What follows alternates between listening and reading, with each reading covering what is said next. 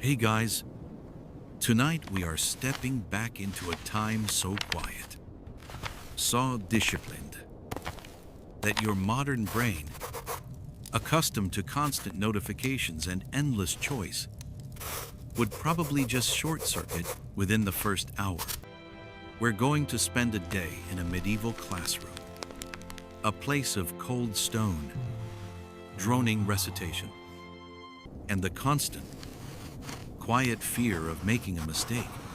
It's a world where the most natural thing you can do, speak your own language, is considered a failure, a sin worthy of punishment.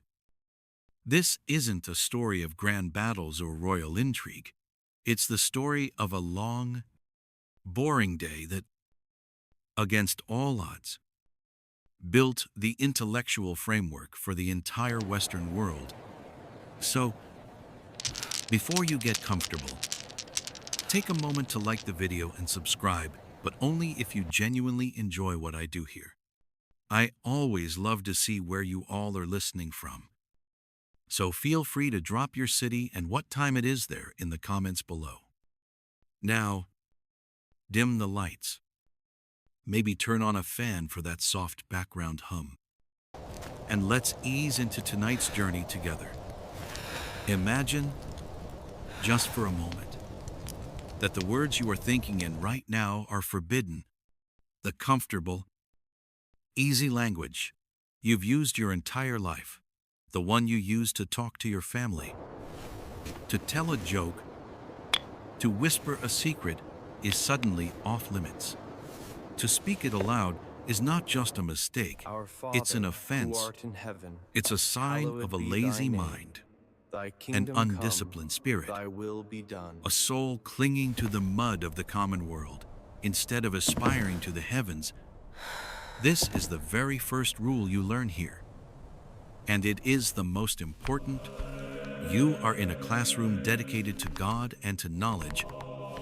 And in this world, God and knowledge speak one language, and one language only, Latin. Everything else is just noise.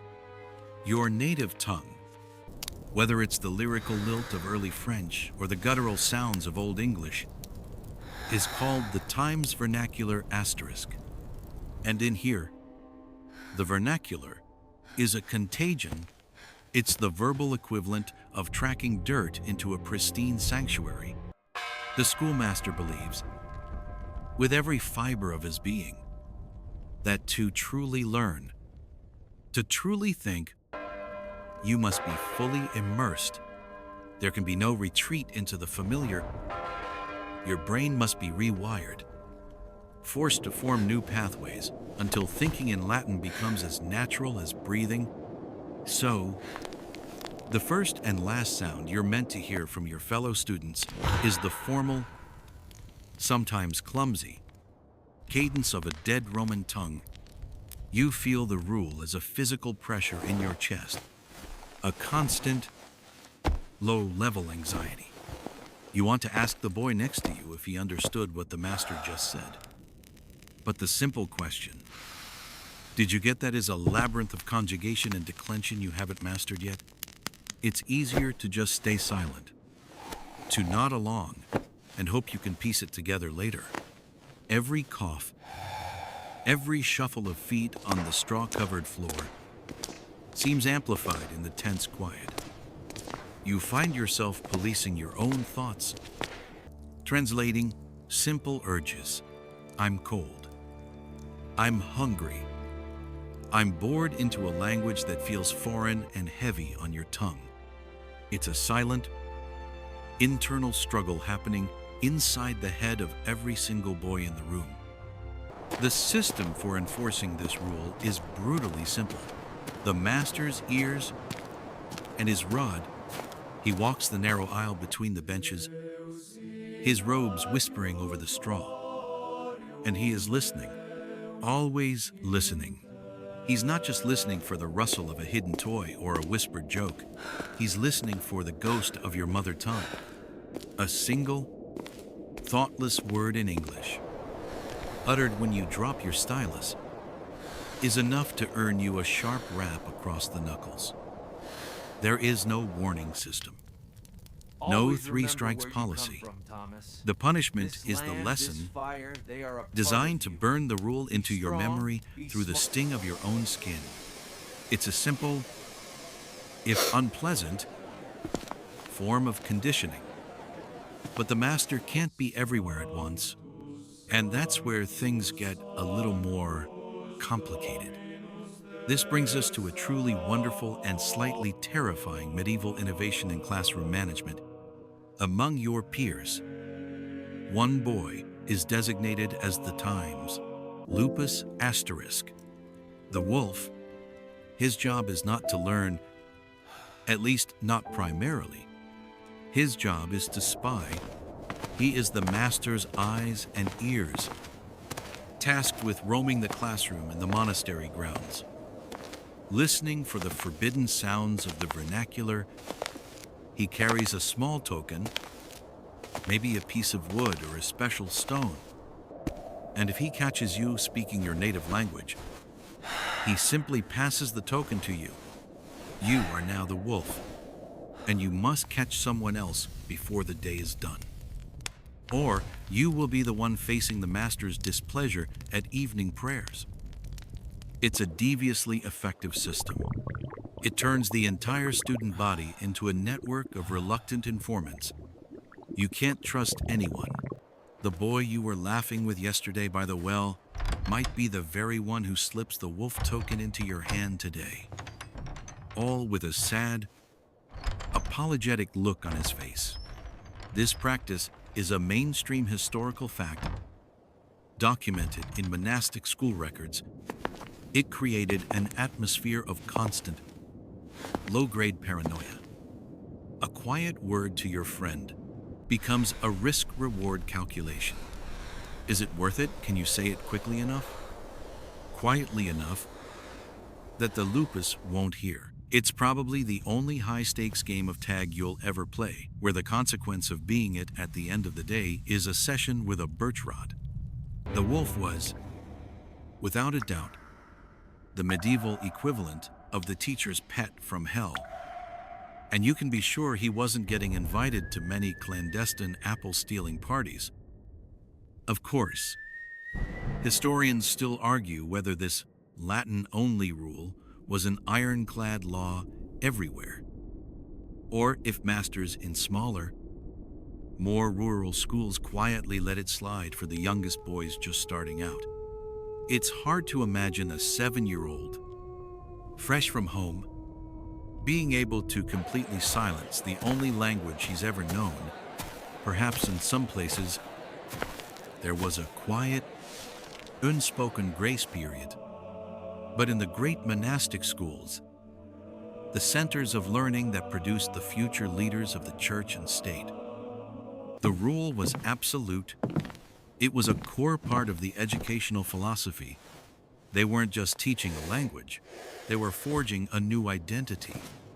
You were not an English boy or a French boy anymore. You were a scholar, and scholars spoke Latin, period. Your old identity, tied to your home and your family and your language, had to be sanded away, layer by painful layer, until all that remained was a smooth, polished surface ready to be inscribed with the universal truths of scripture and philosophy. Speaking the vernacular was, in a way, a regression. It was a failure to become the new person you were sent here to be. And in this world, failure was not an option to be coddled. It was a flaw to be beaten out. And so your entire existence becomes a performance, a constant act of becoming someone else. It starts not with your first lesson, not with your first recitation, but in the deepest, coldest part of the night. It begins with a sound. There is no gentle stirring, no gradual awareness of gray light filtering through a window. Pay close attention, the sun is for the hours lessons away of from even history considering an illuminate the appearance. path of the Your faithful. world is pitch black, silent, and for a moment, you are lost in the deep, uncomplicated world of a child's dream. And then it comes. A single, shattering peal of bronze. It's not a musical sound, not a gentle chime. It's a loud, commanding clang times that seems to physically tear through the fabric of the night. It hits the stone walls of the dormitory and bounces back, amplifying, filling the space, vibrating right through your wool blanket and into your bones. It's a sound that means only one thing: get up now. Do you think he heard There is us? no snooze button in the 12th century. Trying to grab an extra 5 minutes would be seen as an act of rebellion against the very structure of God's day, and would be met with the same swift discipline as speaking your native tongue. The bell tolls again and again, a steady, insistent rhythm that brooks no argument. This is the sound of matins, the first of the canonical hours, the framework of prayer that gives the entire day its shape. For the monks, it's a call to the chapel for the first service. For you, it is the starting gun for a marathon of obedience that won't end until this same darkness returns many, many hours from now. You push back the heavy, scratchy wool. The air that hits your skin is a physical shock. It's not just cool, it's a deep, damp cold that seeps from the stone floor and thick, unheated walls.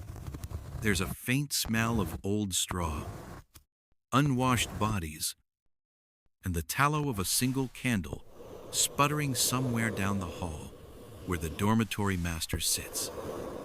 You can hear the rustling of other boys around you, the soft thud of bare feet hitting the stone floor, the quiet shuffles of limbs finding their way into rough-spun tunics in the near-total darkness.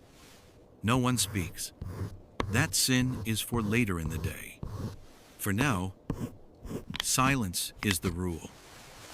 You have to wonder, lying there for a fleeting second before the cold forces you to move. How does the bell ringer even know it's time? There are no clocks on the wall, no glowing numbers to consult. On a clear night, a skilled monk might track the slow march of the stars across the sky. But on a cloudy night, or in the dead of winter, that's where the monastery's low-tech, high-stakes system comes in. Often, the responsibility fell to a designated monk, the Times Custos Asterisk, whose entire job was to watch a candle. This is a historical fact.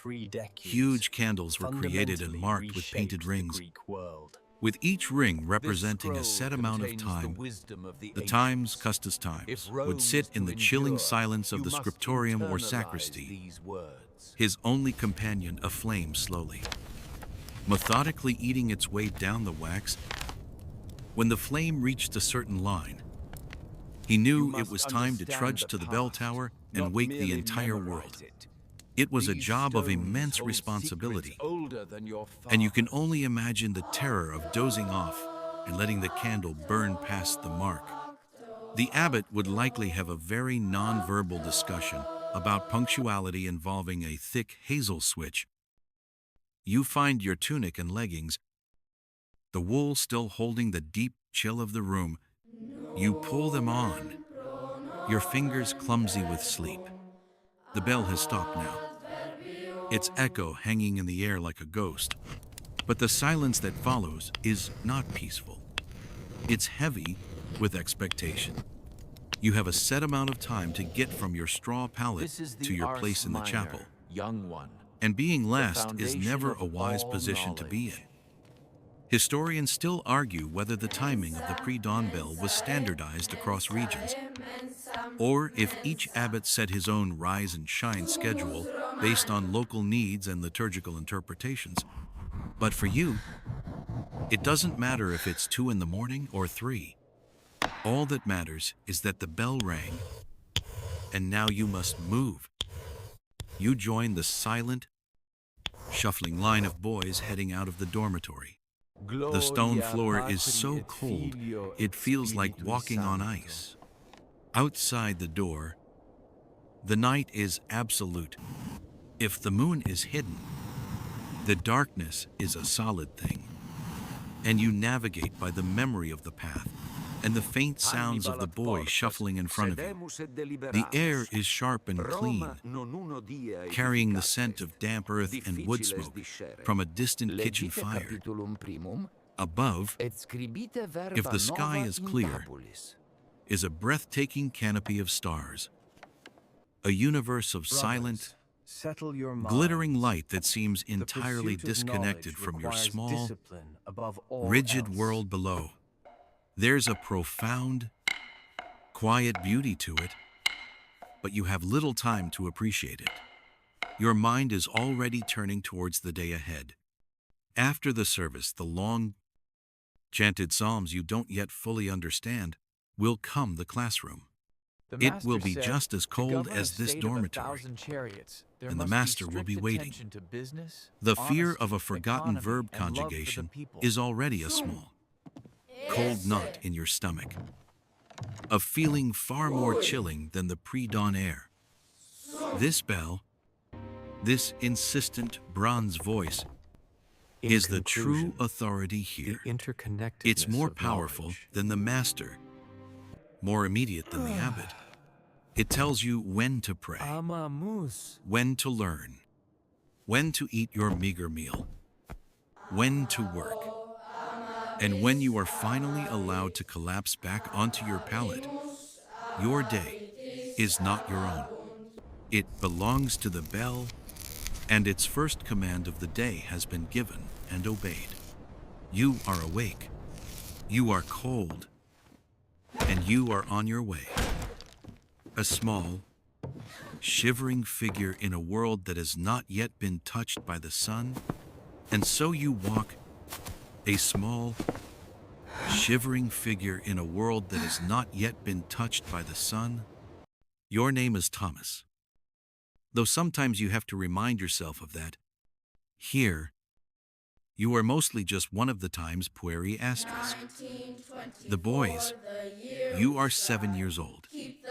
Not the kind of 7 that comes with a cake and presents, but the kind of 7 that is simply a fact, a marker of how many winters you have survived before being brought to this place. You were given, that's the word they use, a gift to God, an oblate. It sounds very grand, but in practice, it feels a lot like being a package left on a doorstep. Your father, a man with a beard that always smelled of horses and wine. I told you it was a great honor. You, the third son, would serve God directly. Your older brother would get the land and the title. Your other brother would probably become a knight.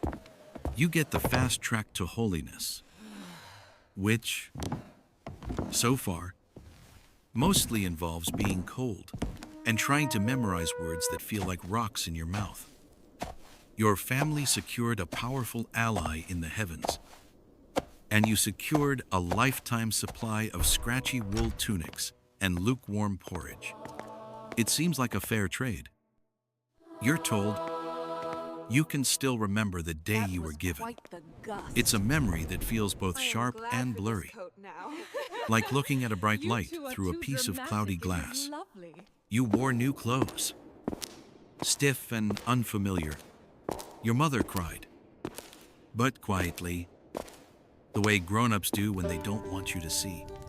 The abbot, a man who seemed as ancient and solid as the monastery walls themselves, led the ceremony. This is where you can find a truly strange historical detail. If you look for it, the formal ritual of oblation. Your father took your small hand and, with great solemnity, wrapped it, along with the scroll of donation, inside the heavy, embroidered altar cloth. Your hand, completely swallowed by the sacred linen, was then placed upon the altar, a symbolic binding. It was meant to show that you were now tied to the church, a living offering. To you, it just felt like your hand had been eaten by a very fancy blanket. Historians still argue whether oblates like you felt a sense of divine purpose or a profound, quiet sense of loss. For you, Thomas, the answer is both and neither. Most of the time, you don't feel much of anything except the cold stone floor through your thin leather shoes. Sometimes, in the chapel, when the chanting of the monks is deep and resonant, you feel a flicker of importance. You are part of this, a small gear in a great holy machine that is turning the world. But other times, usually in the deep of the night, when the only sound is someone else snoring, you feel a pang so sharp it takes your breath away. It's not a grand sense of abandonment. It's the small, specific ache of missing your dog, or the taste of the honey cakes your nurse used to sneak you. You were chosen. Yes, but you were not consulted. So you walk in the pre-dawn gloom, part of a silent, shuffling line of other boys, other oblates. They are all sons of good families, a collection of spares and extras offered up for the good of the family name. It was excellent. Spiritual networking. Having a son in a powerful monastery was like having a direct line to the big man upstairs. A celestial insurance policy against plague, bad harvests, and inconvenient political rivals. The boys around you are your new brothers, but you barely know them. There is no idle chatter here, no whispered jokes in the dark. There is only the soft scuff of leather on stone and the shared, visible puff of your breath in the frigid air. You are a fraternity of shivering. You've learned a few essential Latin phrases, enough to get by. You know times ita asterisk, for yes, asterisk, minime asterisk, for no, and you're getting very good at thinking times noli me verberare asterisk, which means please do not flog me, though you haven't yet had the courage or the cause to say it aloud. The cold seeps into you, a deep, patient chill that feels like it's settling right into your bones. The monastery is a creature of stone, and in these dark hours before sunrise, it exhales the deep, damp cold it has stored up all night. You pull your woolen cowl tighter around your ears, but it does little good. The wool is coarse and smells faintly of sheep and rain. Ahead of you, a torch sputters in a wall sconce, its small flame pushing back a circle of darkness just big enough for you all to pass through. The light catches the worn spots on the stone steps, polished smooth by centuries of monks and boys, just like you, walking this same path from a cold bed to a cold classroom. You are just the latest in a long, unbroken line of sleepy children. The thought is not comforting. It just makes the whole endeavor feel even more endless. The day has barely begun, and already you are tired. Your stomach rumbles quietly. A small, hopeful protest that will be ignored for hours yet. Finally, you see it. A heavy, dark wooden door. The entrance to the schoolroom. The walk is over, and the real work, the slow, quiet, grinding work of the day, is about to begin. You place a small, cold hand on the rough planks of the door and push. It groans on its iron hinges, a sound like a waking giant. As you slip into the room where you will spend nearly every waking hour of your life for the next decade, the first thing that hits you isn't a sight, but a feeling and a smell. The cold deepens, seeping through your thin leather shoes and woolen tunic instantly. It's a damp, permanent chill that lives in the very bones of the stone walls around you. This room is less a part of the monastery and more a part of the geology it was built on. There is no fireplace, no brazier with glowing coals. That kind of comfort is a luxury reserved for the infirmary, or perhaps the abbot's quarters. Here, the only source of heat is the small, huddled bodies of the other boys. A faint and insufficient warmth that does little to fight the oppressive cold. The smell is earthy. It's the scent of damp stone, of old, slightly musty straw, and the faint, overarching aroma of dozens of young boys who bathe about as often as a major holiday rolls around. It's not foul, not yet, but it's thick and ever-present. The official fragrance of medieval institutional learning. Your eyes adjust to the gloom, and the room slowly takes shape. It's a simple rectangle, longer than it is wide, with a ceiling of dark, heavy beams lost in the shadows above. The walls are massive, unadorned blocks of gray stone, sweating with condensation. There are no maps on these walls, no colorful drawings, no alphabet charts. The only decoration is a single, stark wooden crucifix hanging on the far wall. A solemn reminder of the ultimate purpose of all this chilly, monotonous work. Light is a precious commodity here. It trickles in from one or two high, narrow windows, more like slits in the fortress-like wall than actual windows. There is no glass. Glass is an almost magical material, impossibly expensive and reserved for the most important church windows. Instead, these openings are covered. Sometimes, it's just a wooden shutter, thrown open on rare, mild days.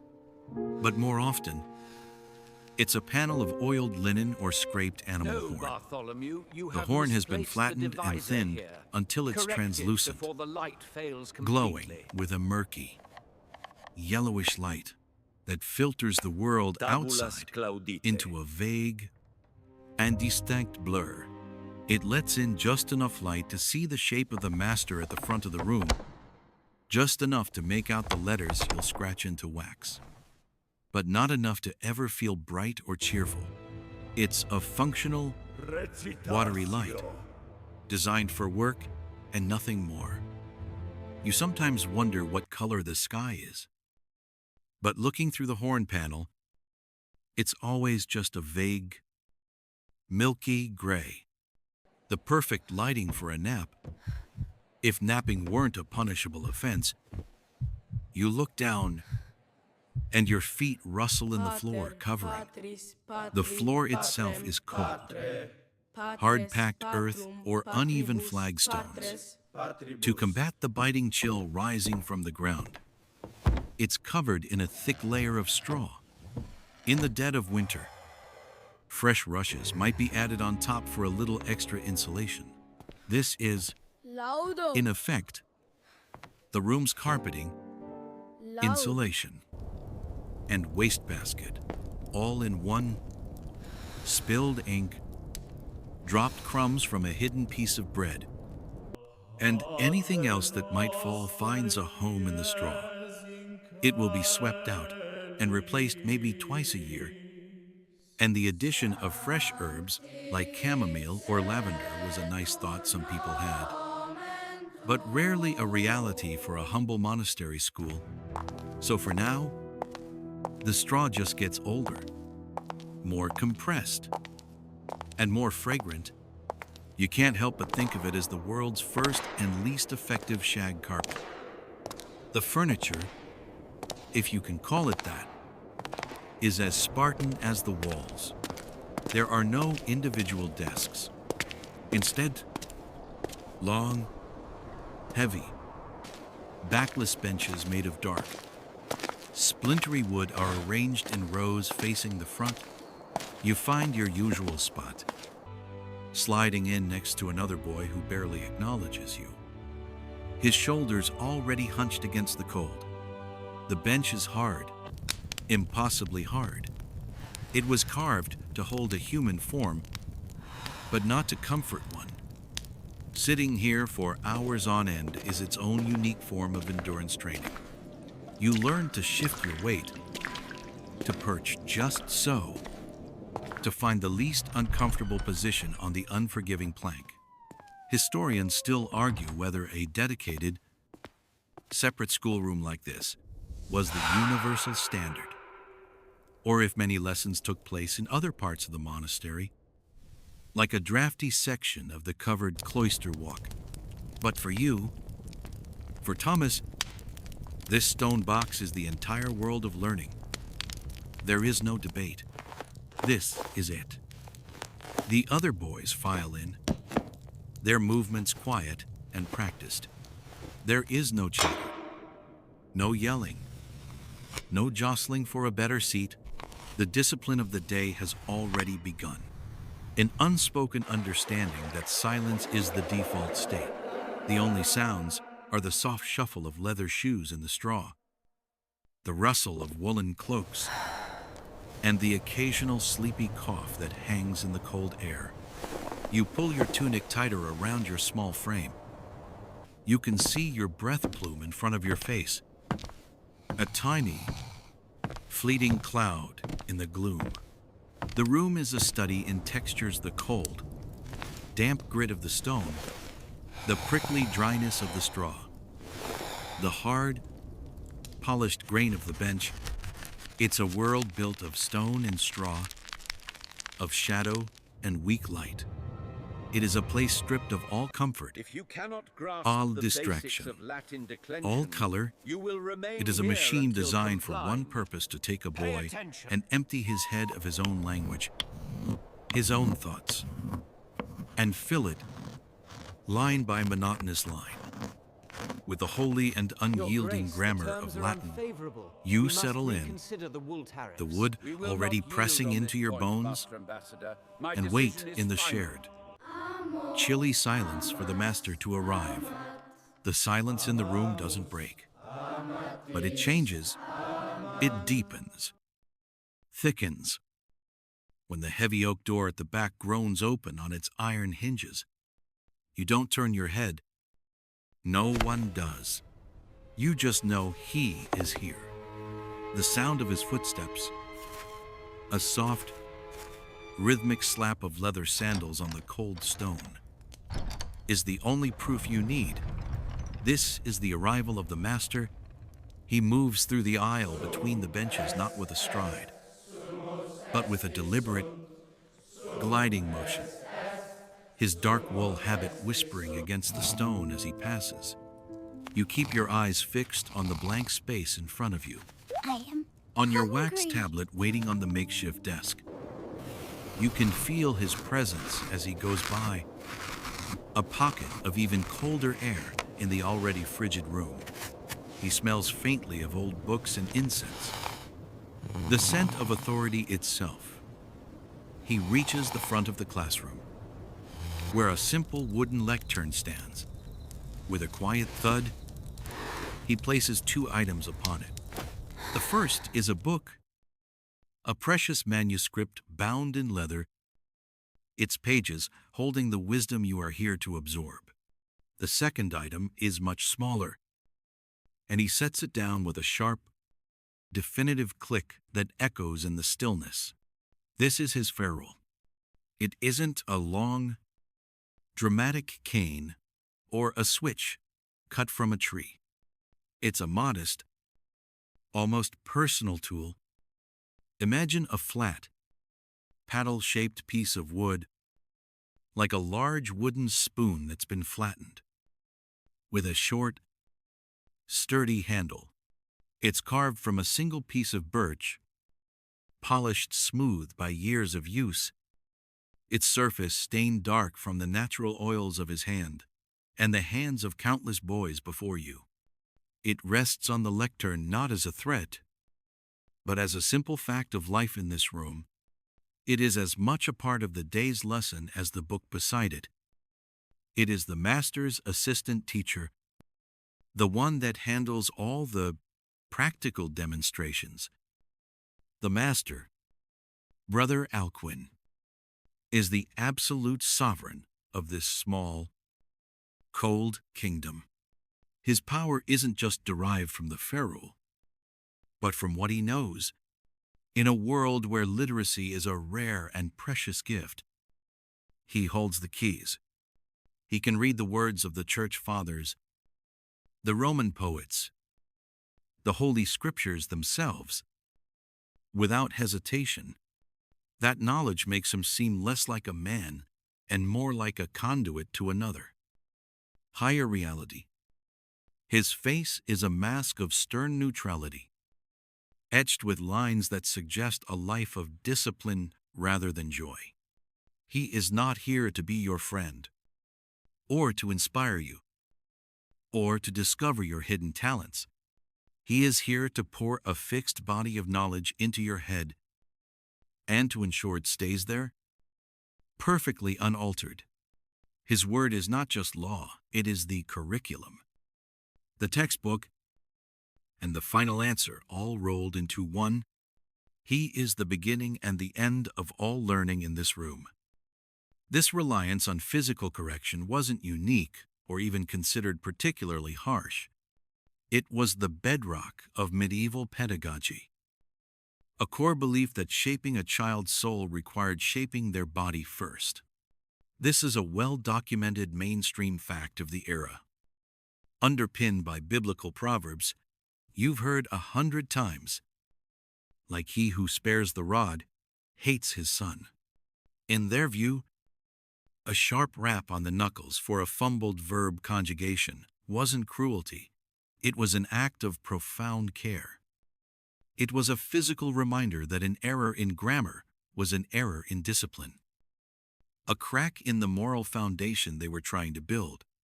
Pain was simply the most effective and efficient teaching aid they had. It sharpened the memory, focused the mind, and discouraged the sin of laziness. To help him maintain this perfect, disciplined order, the master employs a clever, if slightly sinister, tool of classroom management. He appoints one of the older boys to be the times Lupus times the wolf. This boy's job is not to learn, but to listen. He roams the classroom silently, his ears peeled for the slightest whisper of the vernacular, your native tongue, the soft, familiar language of home. Speaking it is a grievous offense, a sign that your mind is wandering from the sacred path of Latin. The Lupus is the classroom snitch, and his reports to the master are always followed by a swift summons to the lectern. It's a quirky and frankly terrifying tidbit of monastic school life, turning the students against one another in the service of total linguistic immersion. There's no camaraderie with the Lupus. He is an agent of the state, and the state is Brother Alcuin. You sit perfectly still, trying to appear both diligent and completely unremarkable. The student's golden mean, the master's gaze sweeps across the room, and for a moment, it feels like he can hear your thoughts, that he knows you were just thinking about the warm bread you had for breakfast, instead of the ablative absolute. Historians still argue whether the extreme emphasis on physical discipline actually improved learning outcomes or simply created an environment of fear that stifled any genuine intellectual curiosity. Looking at the tense shoulders of the boy next to you, you have your own private opinion on the matter. For now, this system is the only one that exists. It's a world built not on encouragement, but on the avoidance of error. The goal is not to shine, but simply to not make a mistake. The master picks up the ferule, not in anger, but with the casual familiarity of a craftsman picking up his favorite chisel. He taps it lightly on the lectern. A dry, wooden sound that cuts through the silence and makes every boy in the room sit up a little straighter. The sound says, asterisk, the day has begun. The time for dreaming is over. The time for Latin is now. He doesn't raise his voice. He doesn't need to.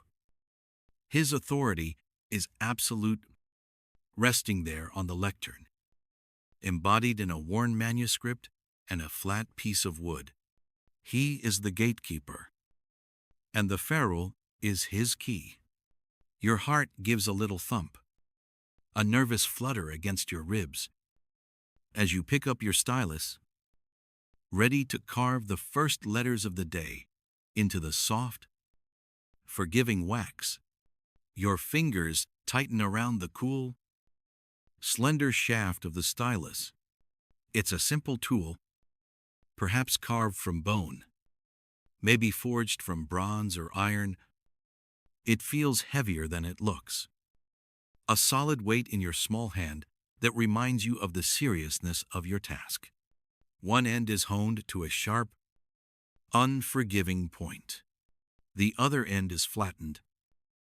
A tiny, smooth spatula.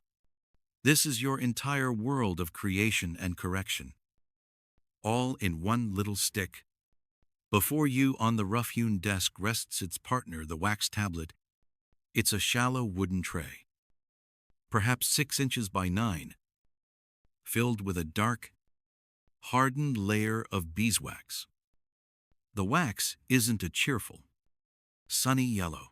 It's been deliberately mixed with soot or charcoal to create a dark, almost black surface. This makes the pale scratches you carve into it stand out more clearly. A stark contrast of light against dark. In the dim room, the tablet has a faint, unique smell. It's a combination of sweet honey, the smoky scent of burnt wood, and something else, the faint, lingering odor of 1,000 corrected mistakes. This isn't a fresh, new tablet. This is a hand-me-down, used by countless boys before you. You run a finger over the surface. It's mostly smooth, but you can feel the faint ghosts of lessons past the deep gouge of a frustrated letter Q, the shadowy remnants of a verb conjugation that was hastily rubbed out. The master would have warmed the tablet slightly by a fire last night, using a flat metal tool to smooth the wax over, creating a fresh, dark sea for today's work.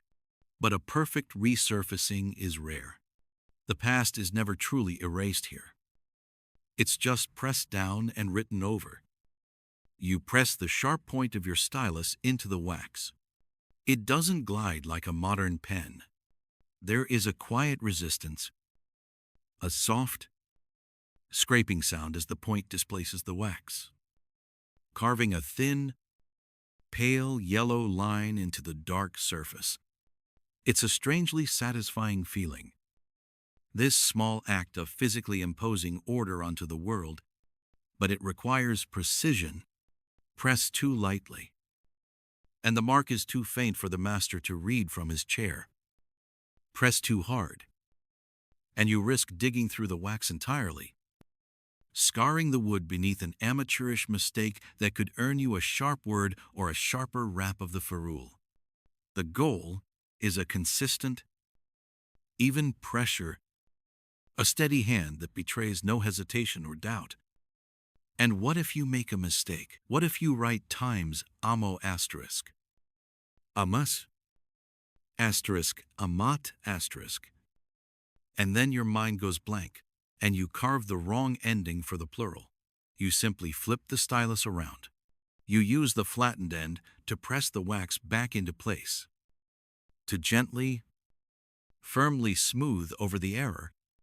It's the medieval backspace key, only it requires a lot more deliberate effort and leaves behind a slightly smeared, telltale sign of your initial failure. The master sees these little smudges. He sees all the moments of uncertainty you tried to literally smooth over. There's no hiding your process here. Your struggles are written, erased, and rewritten right there on the surface for all to see. This humble setup of wax and stylus is the absolute bedrock of your education for a simple, crushing reason. Parchment is astronomically expensive. Made from the meticulously prepared skin of a sheep or calf, a single large sheet could cost a skilled laborer a day's wage or more. You don't waste that on practice. You don't use it to scribble down verb forms you're going to forget in an hour. Parchment is for the final product, for the glorious illuminated manuscripts locked away in the scriptorium, for official charters and for the Bibles that are the very heart of this place. Your wax tablet is the opposite. It is endlessly reusable, endlessly correctable. It is meant for the messy, repetitive, boring work of learning. It's a temporary space for knowledge that, through sheer force of repetition, is meant to become permanent inside your head. Your own school notebooks probably smelled of paper and ink. Maybe pencil shavings. They didn't smell faintly like a church candle that's seen better days. Sometimes, two of these wooden tablets are hinged together with leather thongs, forming what's called a diptych. It can be closed like a book, protecting the soft wax surfaces within. It's a brilliant piece of engineering, a self-contained, portable note-taking device. The original laptop, if you will, minus the distracting notifications and soul-crushing blue light. Historians still argue whether the youngest boys like you were typically given a single tablet or these more complex diptychs. A diptych felt more official, but it was also more to keep track of, more to potentially break. Yours is just a single, lonely slate. It holds only what you can fit on its two sides. There are no extra pages to flip to. All of your knowledge for the morning must fit in this one small, dark space. A scraping sound echoes from across the room.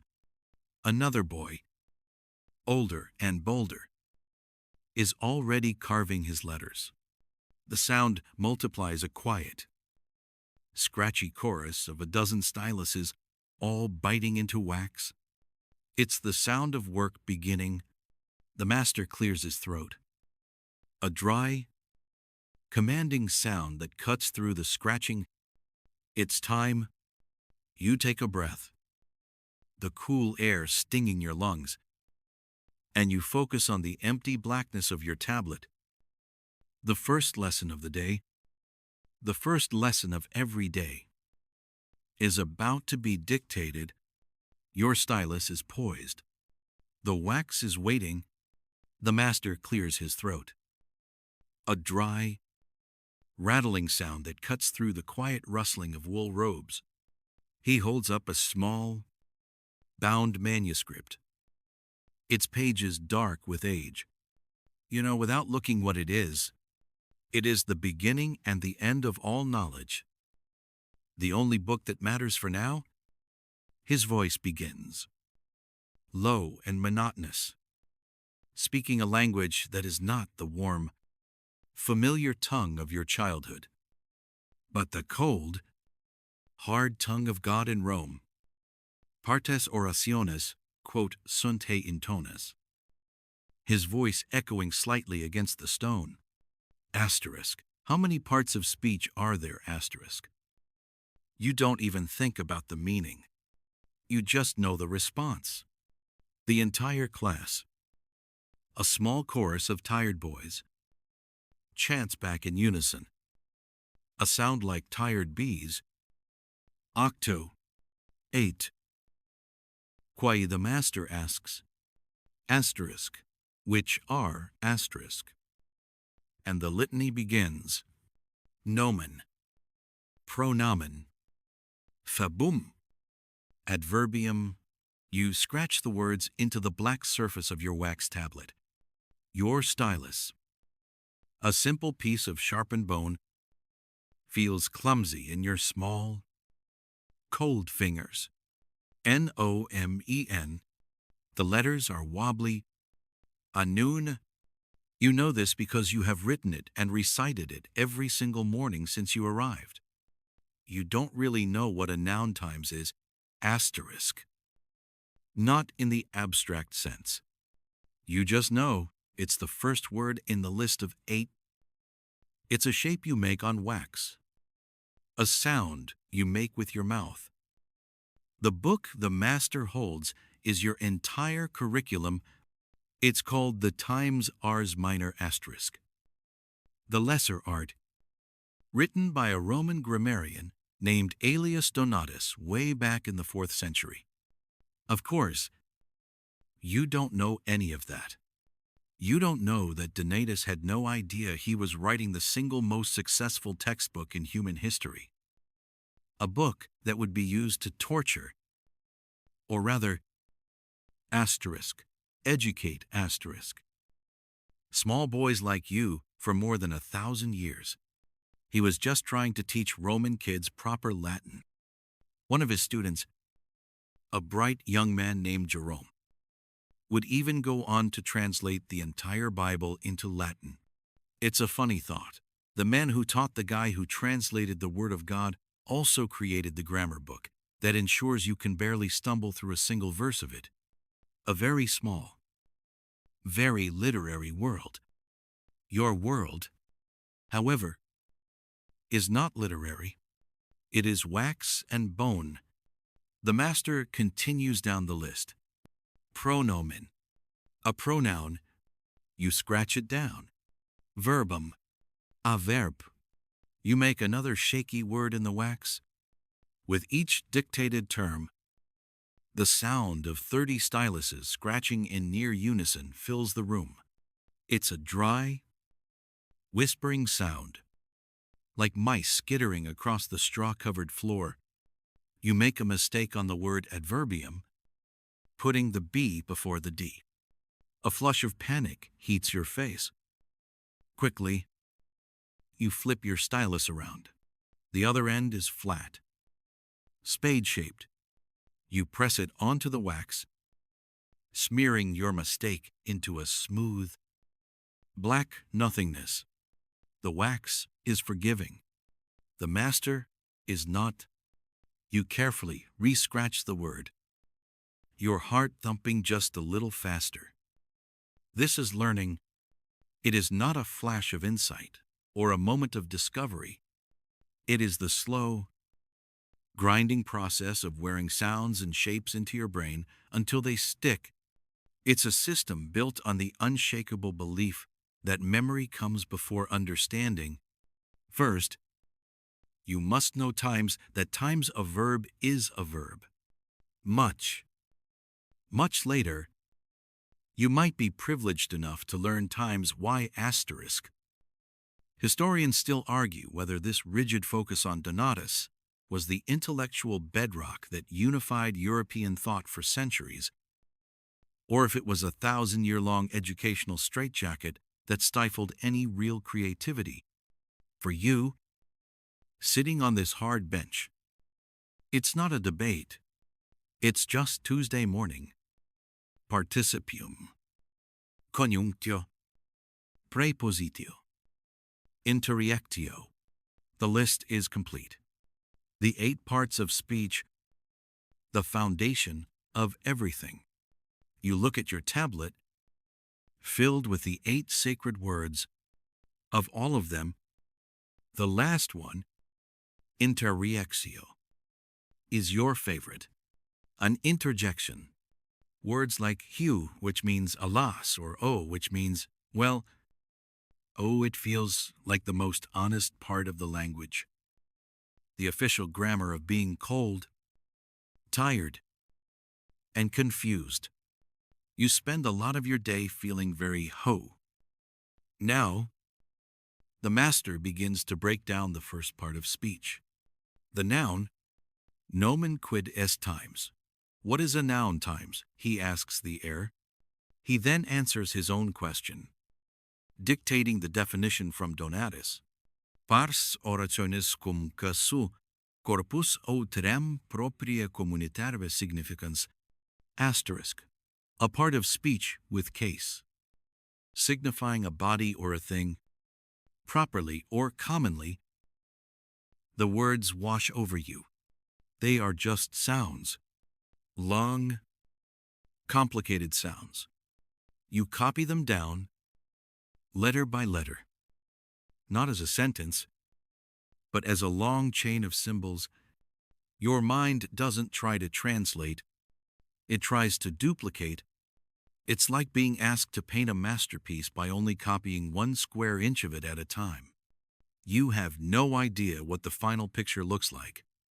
You just focus on your tiny square, on the curve of an S and the straight line of a T. The master's voice is a low hum. The engine of the room, it never gets louder, never gets softer. It is the sound of pure, unadulterated information being transferred into the air. And you are expected to catch it. You glance at the boy next to you, a slightly older, pockmarked boy named William. His stylus moves with a steady, confident rhythm. He is not struggling. He has been here 2 years longer than you. The chain of sounds is already worn deep into his mind.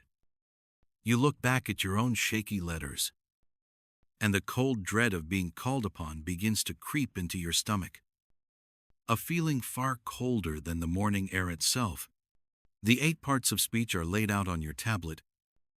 A map to a world you don't yet understand.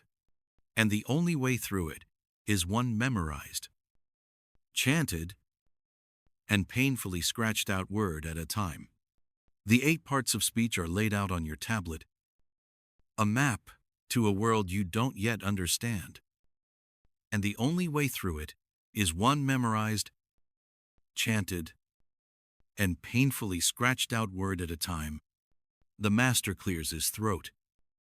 A dry, rasping sound that cuts through the quiet shuffle of boys on benches.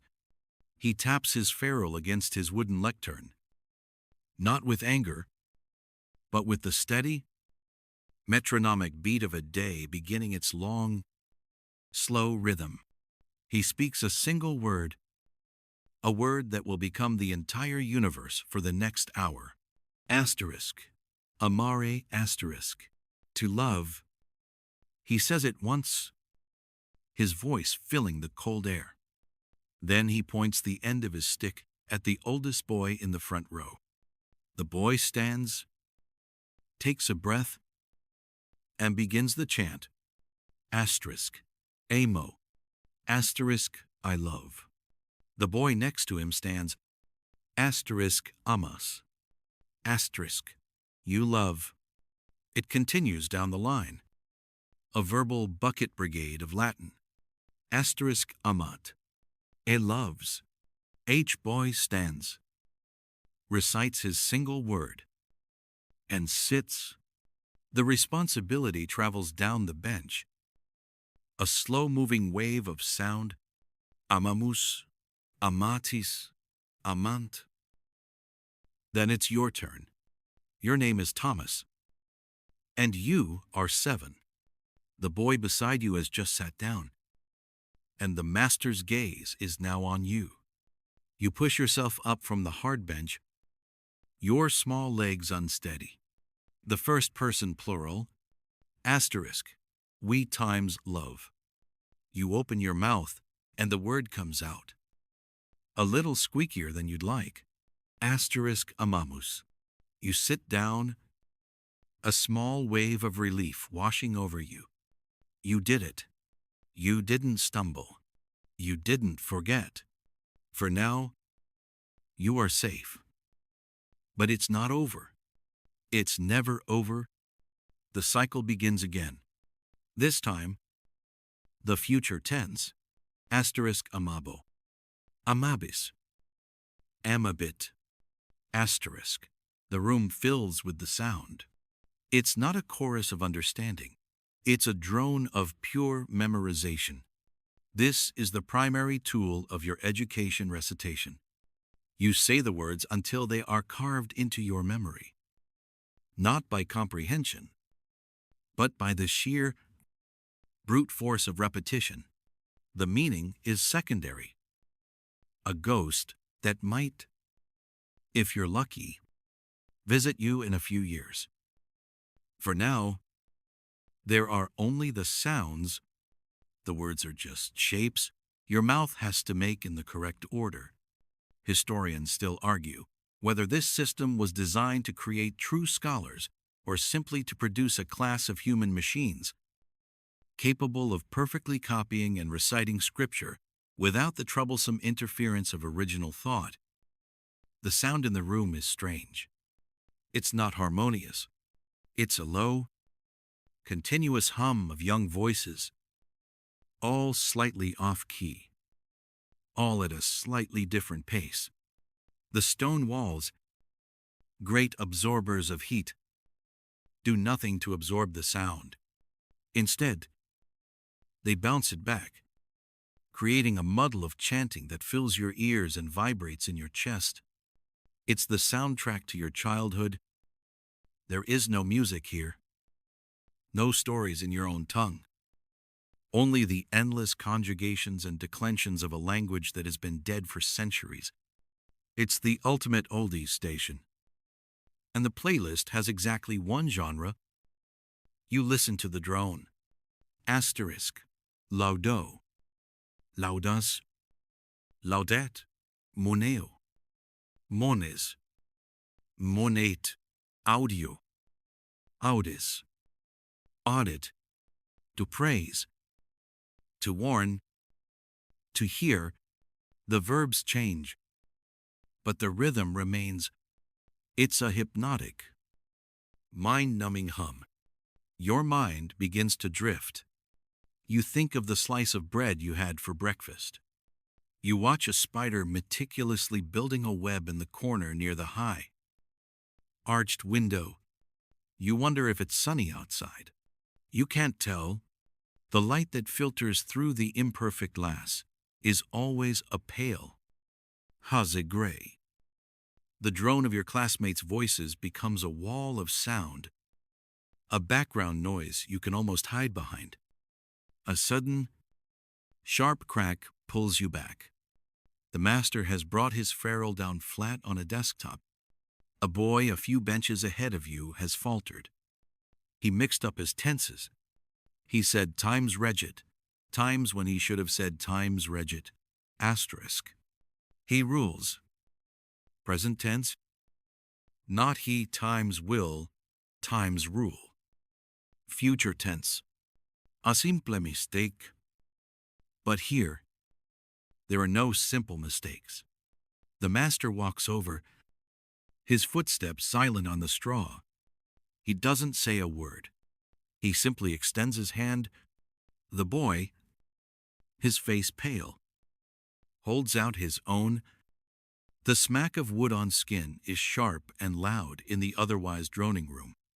The boy stifles a sob, pulls his hand back, and stands up straight. The master prompts him with the correct word, asterisk regit, asterisk, and the boy repeats it, his voice trembling. The great machine of recitation sputters for a moment, and then lurches back into motion. The drone resumes, perhaps a little louder now, a little more focused. This constant repetition, without any real-world context, has a peculiar name among educational theorists, citicism.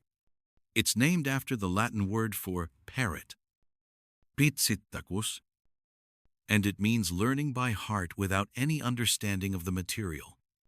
You are, in essence, being trained like a parrot. You can recite the words perfectly, You can string them together in the order you were taught, but you might as well be squawking for a cracker. It's a strange and fascinatingly inefficient way to learn, yet for 1,000 years. It was the bedrock of Western education. It was how you built a clerk, a priest, or a scribe. You didn't need them to be creative. You needed them to be accurate. You needed them to be able to copy the Psalms without adding their own little creative flourishes. God and the master would not appreciate a remix. So you join back in, your turn comes around again.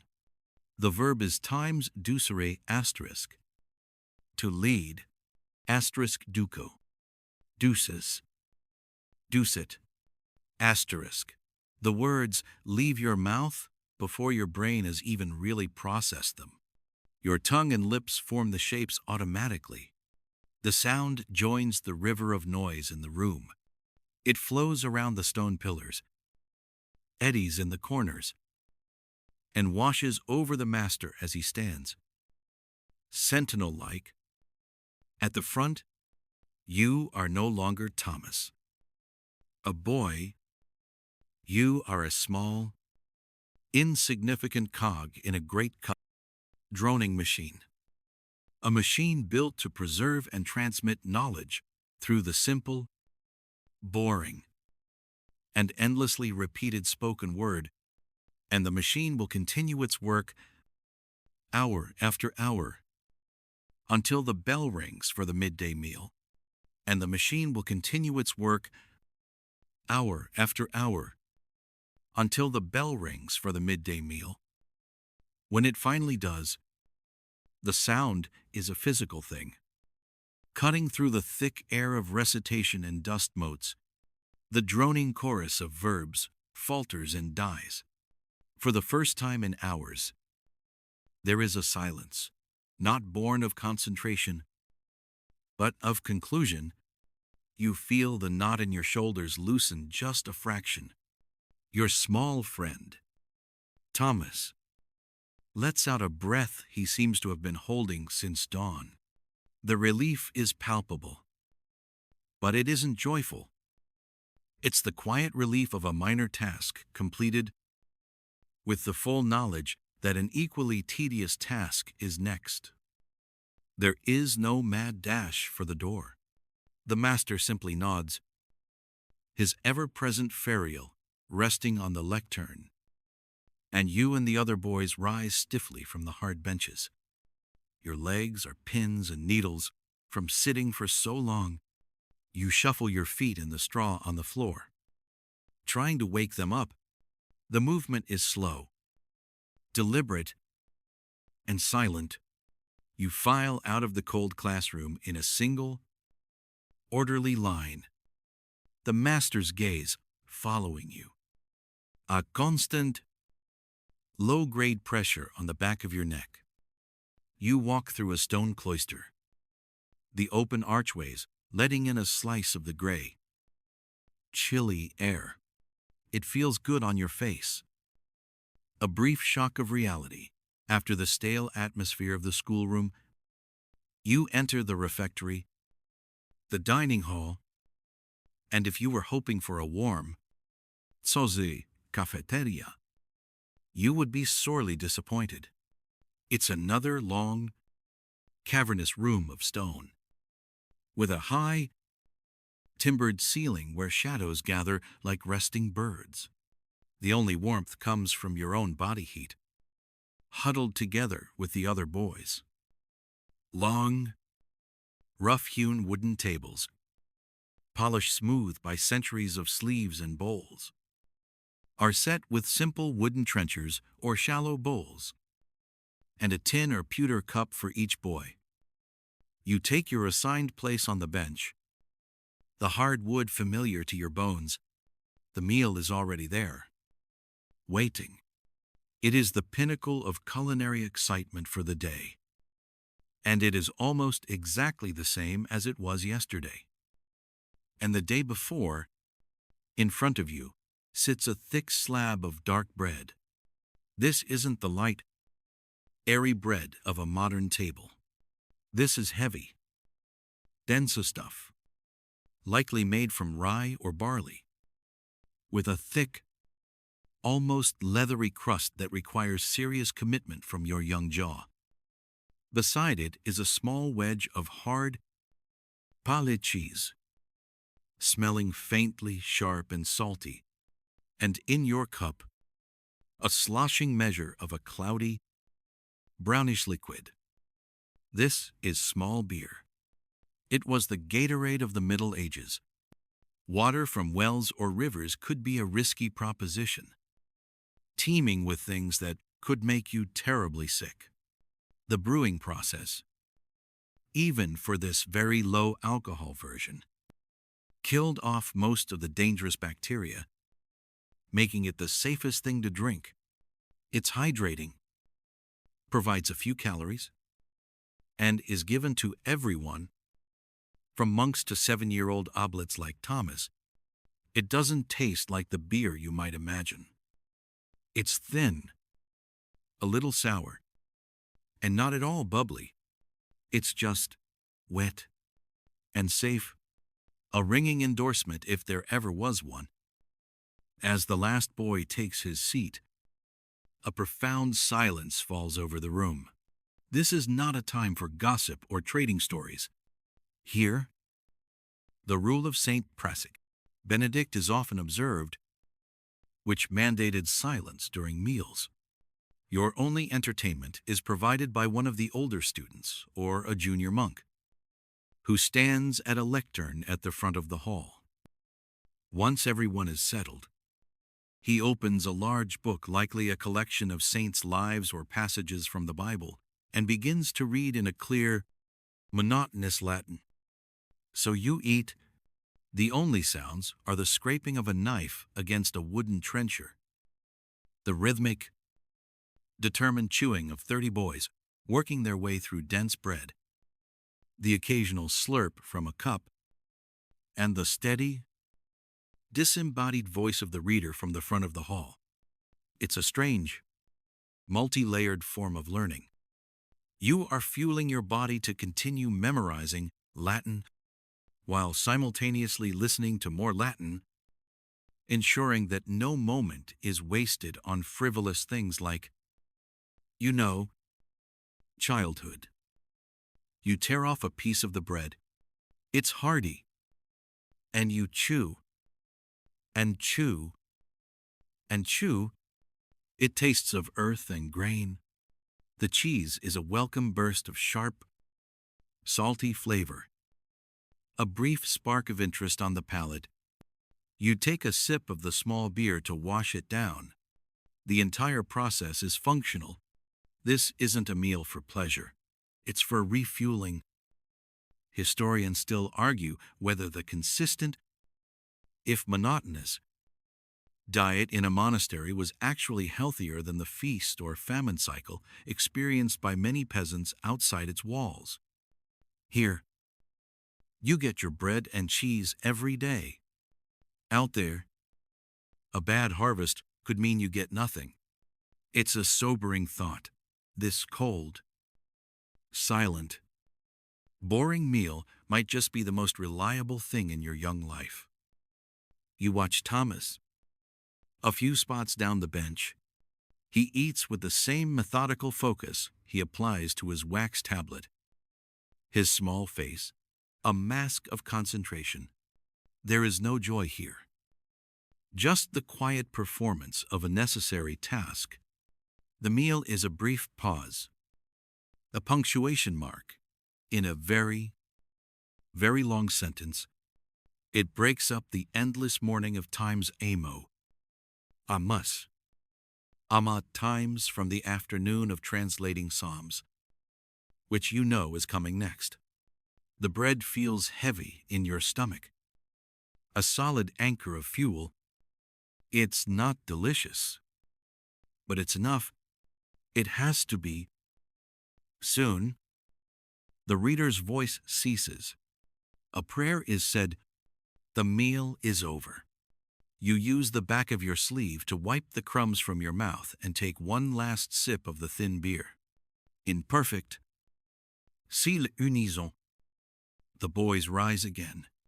You file out of the refectory, leaving the empty trenchers and cups on the table for the lay brothers to clear.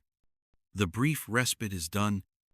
You walk back through the chilly cloister, the stone floor seeming even colder now that you're heading back to work. Your stomach is full. Your mind is momentarily clear.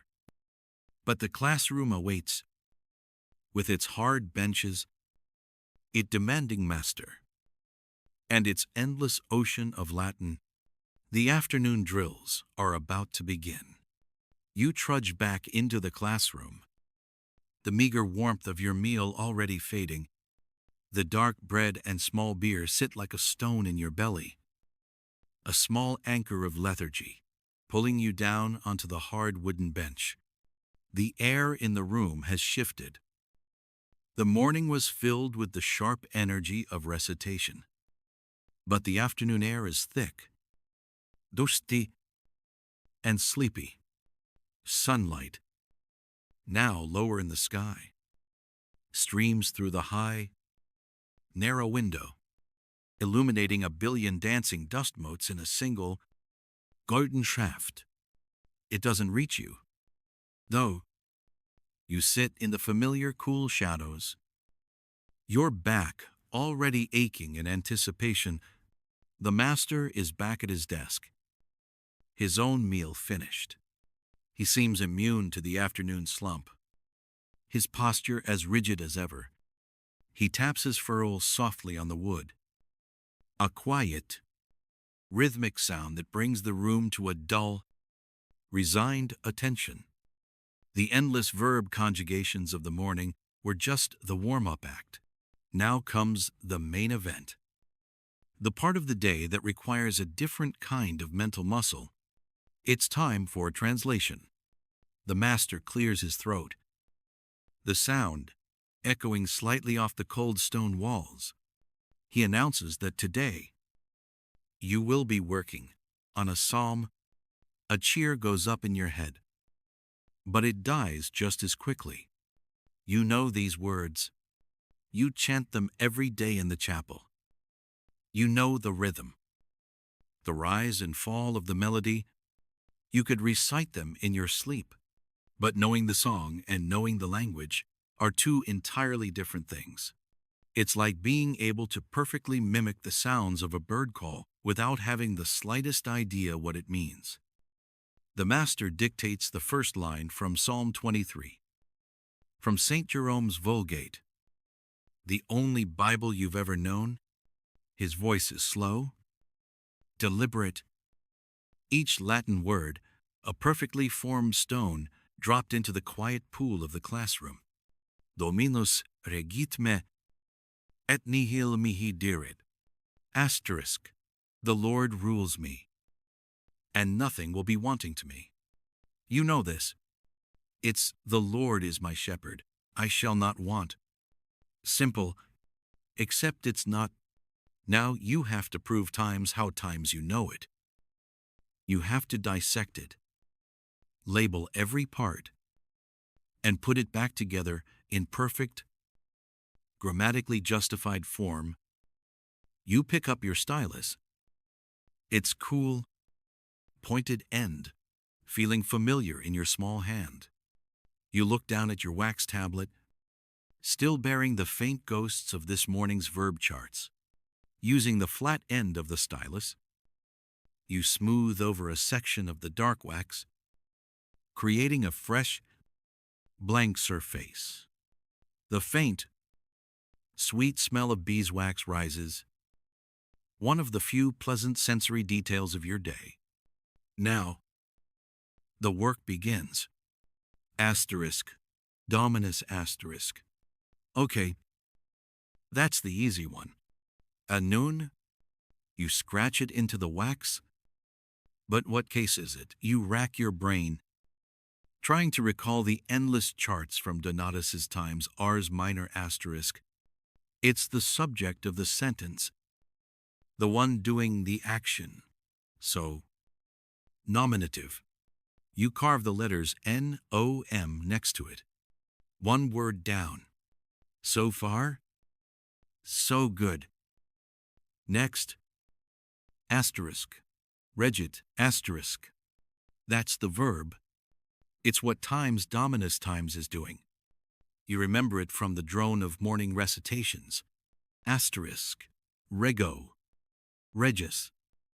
Regit asterisk. I rule. You rule.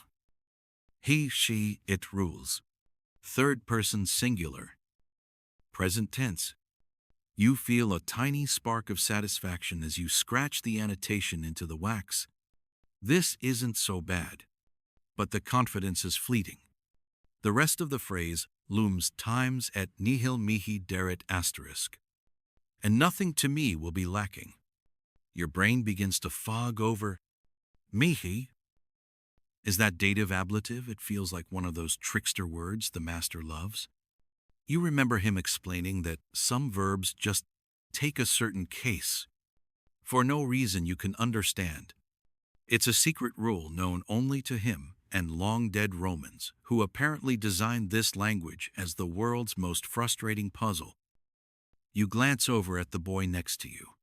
He's staring at his own tablet with a look of pure, unadulterated panic.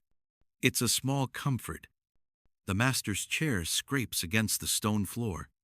He's on his feet, beginning his slow, predatory patrol of the benches.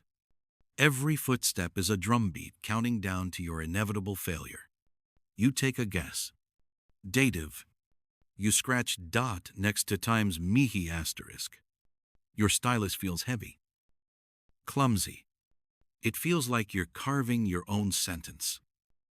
This is the very heart of your education.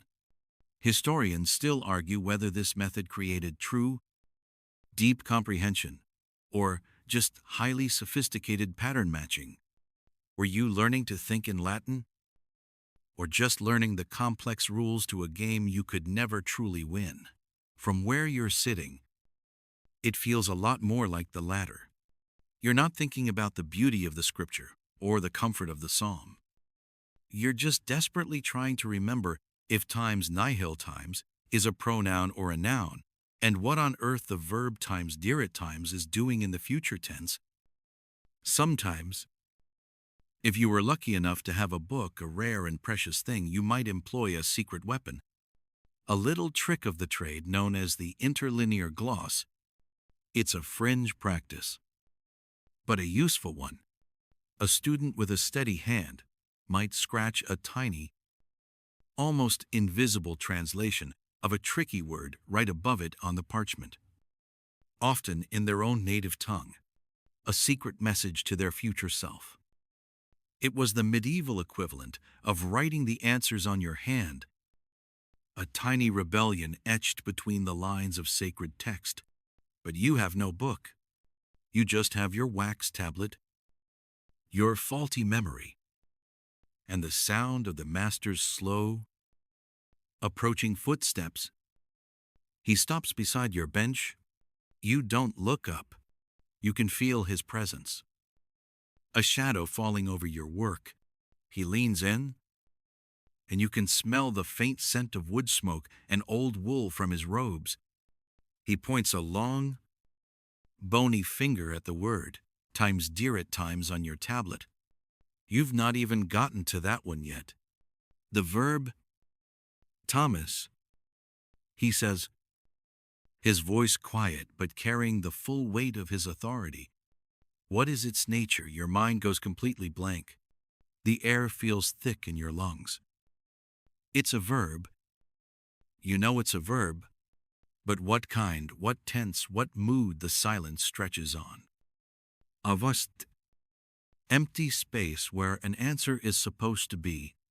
Your guess of dative for times, mihi times, suddenly feels monumentally, catastrophically wrong. The master's silence is worse than shouting. It's a cold, patient waiting that makes the hairs on your arms stand up. as you feel the shadow of the birch rod lengthening in the quiet, dusty afternoon. The master's silence is worse than shouting. It's a cold, patient waiting that makes the hairs on your arms stand up as you feel the shadow of the birch rod lengthening in the quiet, dusty afternoon. The silence stretches on, thin and taut. It's as if all the sound has been sucked out of the stone classroom, leaving only the frantic beating of your own heart.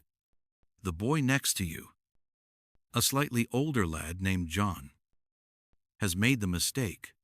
He stumbled during his recitation of Psalm 23, mixing up the accusative and ablative cases. A tiny error, a slip of the tongue that in any other world would be meaningless. But here, in this room, it's a crack in the foundation of order. The master doesn't move for a long moment. He just sits there, his gaze fixed on John. You risk a glance and see that John's face has gone pale, the freckles standing out like flecks of dirt on parchment. He looks small, all of his 9 years shrunk down by the weight of that silent stare. You and the other boys hunch over your wax tablets, pretending to be utterly absorbed in your work. The scratching of your styluses, the only sound. It's a collective, unspoken agreement. Look busy. Become invisible. Finally, the master pushes his stool back. The scrape of wood on stone is unnaturally loud.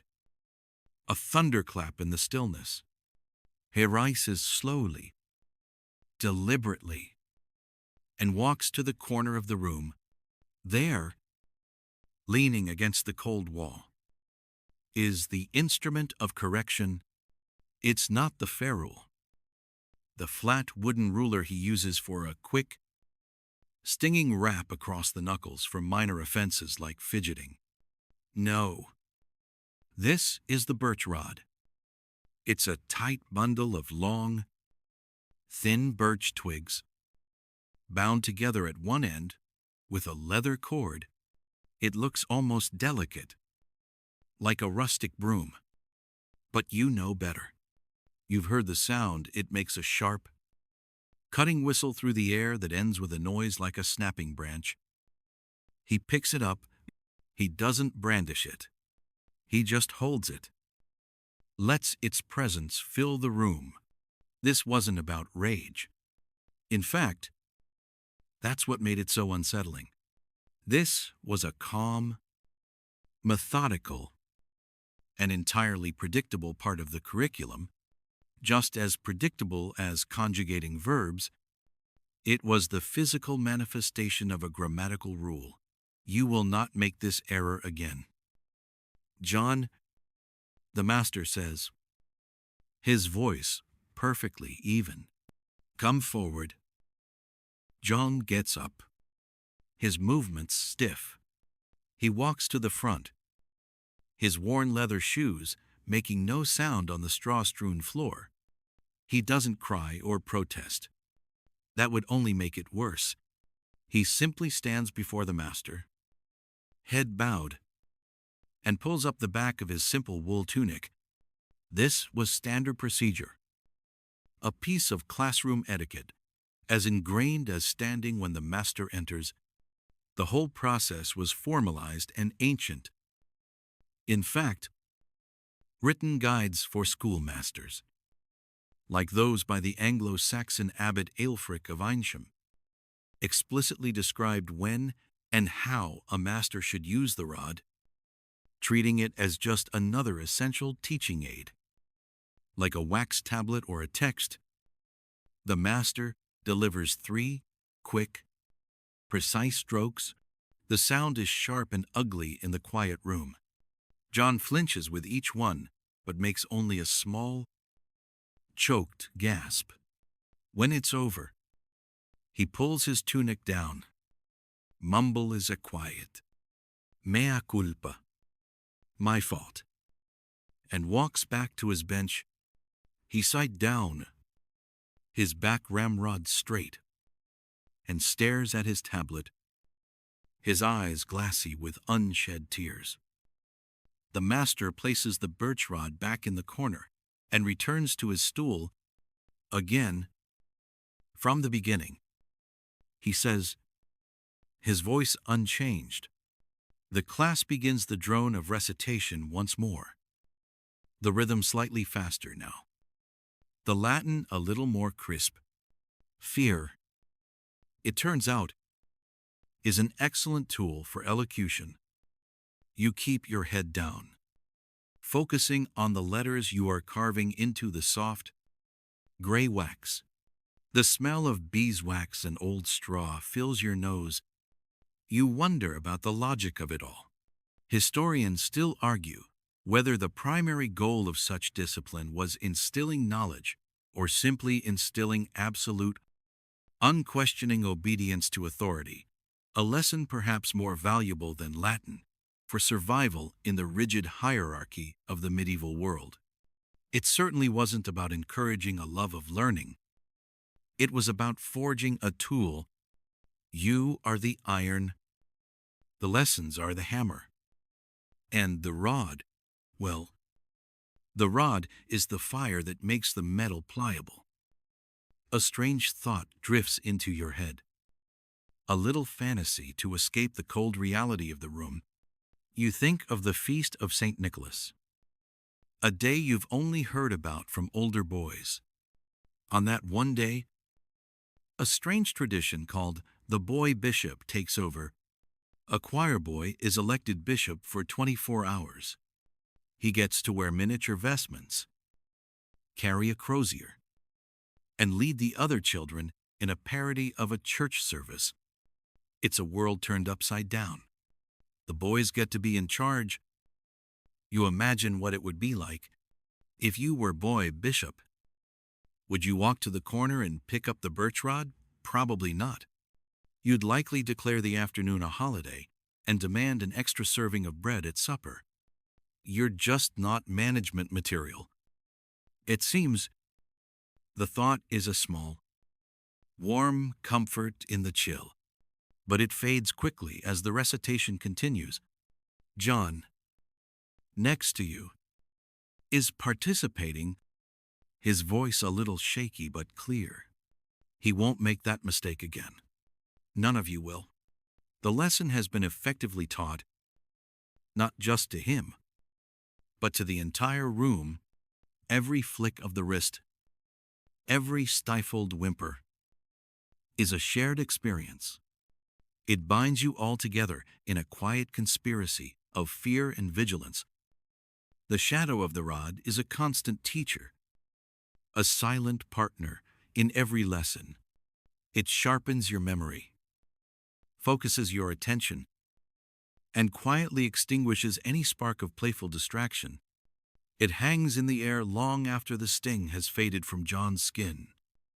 A reminder that the path to knowledge is straight, narrow, and paved with the consequences of every single mistake. The silence that follows is a different kind of quiet from the one that began the day. It's not the quiet of sleepiness or calm focus. It is a heavy, brittle silence, the kind that feels like it could shatter if someone even breathed too loudly.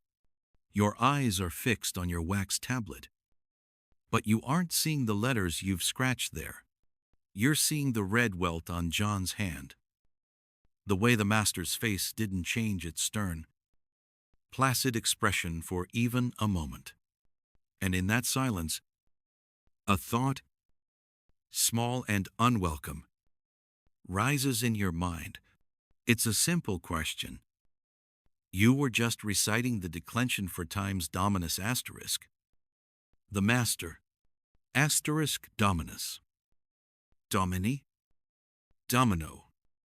Dominum, asterisk. Why?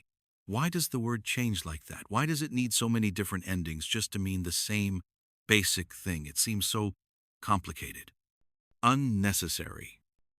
You feel a knot of cold dread form in your stomach, and you crush the question before it can even fully form in your thoughts.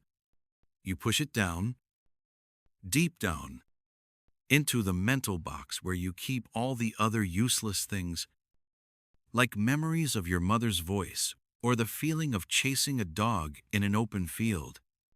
To even think such a question feels dangerous here. This room is not a place for why. This room is a place for what and how. Asterisk. What times is the next word in the psalm. Times. How times do you conjugate this verb? The why of it all is not your concern. It is not even the master's concern. The why was settled 1,000 years ago by men far wiser than anyone in this cold, straw-strewn room. Your job is not to understand, not in the way you might understand a story or a puzzle. Your job is to absorb. Your mind is not a field to be plowed and planted with new seeds of thought. It is a vessel, an empty clay pot, to be filled with the pure, unadulterated water of ancient knowledge. The master is simply the one who pours. To question the shape of the words, the logic of the grammar, would be like a clay pot questioning the nature of water. It is an absurdity. Worse, it is arrogance. It implies that you, a 7-year-old boy who still sometimes forgets the Latin word for left, somehow know better than the great Aelius Donatus, who wrote your grammar book back when Rome was still Rome. It's a fast track to getting a very personal lesson on the flexibility of birchwood. The very concept of intellectual curiosity as a virtue doesn't exist here. Curiosity is a form of impatience, a symptom of a restless mind that refuses to be still and simply receive the wisdom being offered, the master's authority. His times, auctoritas asterisk, is absolute because it isn't truly his own enevdelin. He is merely a channel for the authority of the texts themselves of Donatus, of Priscian, of the Church Fathers. These texts are not seen as theories or proposals. They are treated as revealed truth, as fundamental as the laws of nature. You would no sooner ask the master, "But why is mensa a feminine noun?" than you would ask him, "But why does a drop stone fall down instead of up?" The answer to both is the same, because that is the established order of the world. To question it is to question reality itself. Of course, this doesn't mean no questions are ever uttered, but the only permissible questions are those of clarification, aimed at helping you memorize the established order more perfectly. You could, perhaps, risk asking, "Master, is this noun in the ablative case?" That is, an acceptable inquiry. It shows you are engaging with the material on its own terms. But a question like, "Master, what does ablative even mean? And why do we need it?" would be met with a cold, hard stare. And then, most likely, the ferule. You are not here to deconstruct the machine.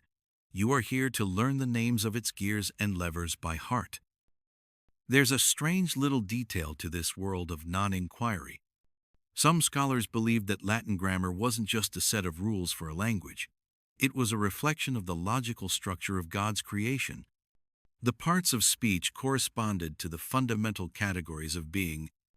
So, to get your grammar wrong, or worse, to question it, was seen as a sign of a mind out of tune with the divine order.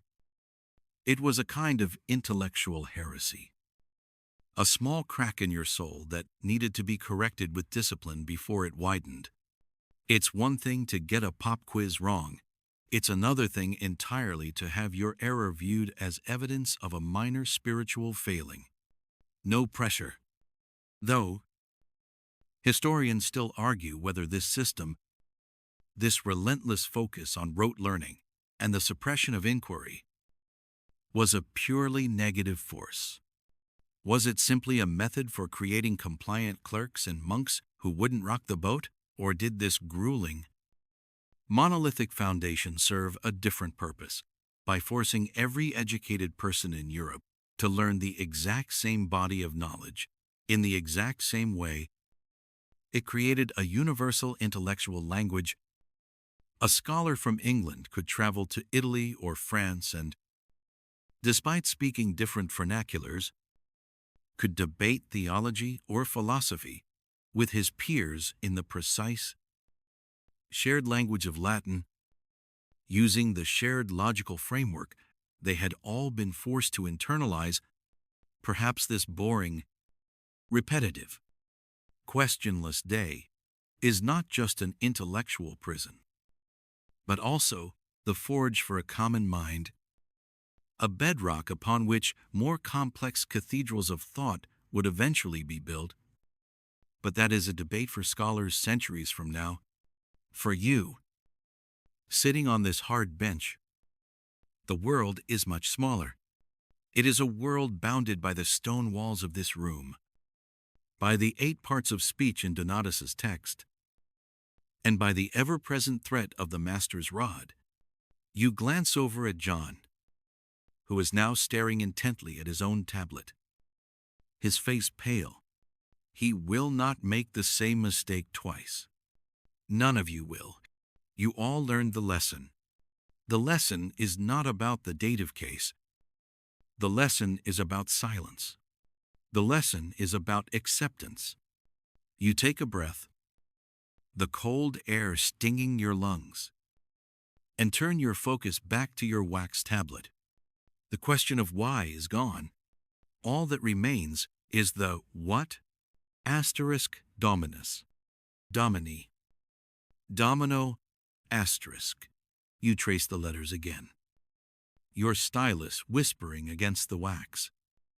Another quiet voice, joining the monotonous drone of learning. The light begins to change. It's a slow, almost imperceptible shift at first, but your whole world is governed by that one high, narrow window. The sharp, bright square of white that had been creeping across the stone wall all afternoon has softened, its edges blurring from a crisp rectangle into a hazy gray patch. The sun, your only clock, is retiring for the day, and it has the good sense not to expect anyone to work overtime on its behalf. The droning recitation starts to fray around the edges. Voices that were merely monotonous are now heavy with fatigue. A boy near the back stumbles over a declension, and the master's head snaps up, but he doesn't even bother to reach for the ferule. A tired sigh escapes his lips instead. Even the enforcer of grammar has his limits. The collective energy in the room has dwindled to that of a low-battery toy, repeating the same few phrases with less and less enthusiasm. Asterisk, amo, amas, amat, amamus, asterisk. The rhythm falters. Your own eyelids feel like tiny lead weights. The warmth from the midday meal of bread and watery beer is long gone, and the persistent chill of the stone floor seems to be crawling up your legs, seeping into your very bones through the thin wool of your tunic. You can see your breath again, a faint puff of white in the growing twilight. The smell of the room seems to concentrate in the dimness, the dusty scent of old straw, the sour hint of unwashed bodies, and the faint, waxy aroma from your tablet. The master claps his hands once. The sound is sharp, cutting through the lethargy. Tabulas claudite. He commands, close your tablets. A collective, quiet shuffle echoes through the room as dozens of small wooden frames are closed. The day of writing, of scratching and scraping, is over. Now comes the final test, the part of the day that separates the diligent from the drowsy, The wax tablets were a tool for practice, but true knowledge, they believed, didn't live on a tablet. It lived in your head. The master stands, his tall frame becoming a dark silhouette against the fading light of the window. Recitatio. He says, his voice low and gravelly. Recitation. This is the final exam of the day. Every single day. There's no paper to hand in. No final project. There is only what you can recall from the echoing void of your tired 7-year-old mind. This was a practical matter as much as a pedagogical one.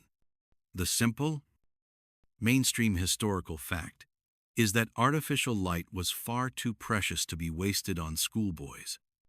Tallow candles, made from animal fat, were smelly, smoky, and better used in the kitchens or scriptorium. The finer beeswax candles were a true luxury, reserved for the chapel altar and the abbot's chambers. So, when the sun quit, so did you. Your education was on the sun's schedule, not the other way around. School let out not at a specific time, but when it became too dark to properly see a boy's face to know if he was paying attention. Thomas, the master's voice calls your name. You stand up, your small legs stiff from sitting on the hard bench. Your heart gives a little flutter against your ribs. Pater. He says, Father. He wants the full declension. You take a shaky breath. Pater. Patris. Patri. Patrem. Patre.